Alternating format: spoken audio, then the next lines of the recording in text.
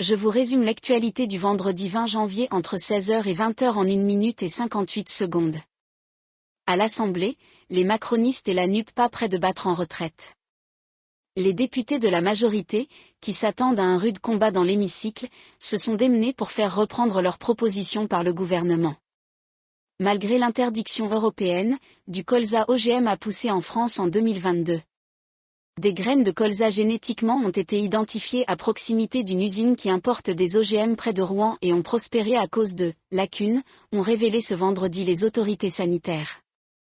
Essonne, un homme prend feu après avoir incendié une voiture à Juvisy-sur-Orge.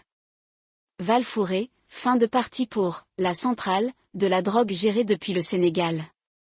Ardèche, décès d'un gendarme en service dans un accident de moto. Aulnay-sous-Bois, l'assassin de l'ex-truand serait un de ses anciens complices. Le footballeur Benjamin Mendy jugé pour viol, le récit de son procès.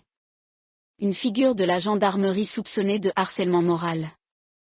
Le gouvernement a-t-il expliqué que la réforme des retraites permettra de baisser les impôts des entreprises ? Plusieurs documents rédigés par l'exécutif présentent la réforme des retraites comme un outil de maîtrise de la dépense publique, permettant à son tour de poursuivre la politique de baisse de la fiscalité. Metz, 8 mois de prison ferme pour un jeune homme qui s'était filmé dépeçant un chat. Femme retrouvée dans une mare de sang à Malakoff, le fils de la victime en garde à vue. Attention au phishing, une nouvelle arnaque téléphonique.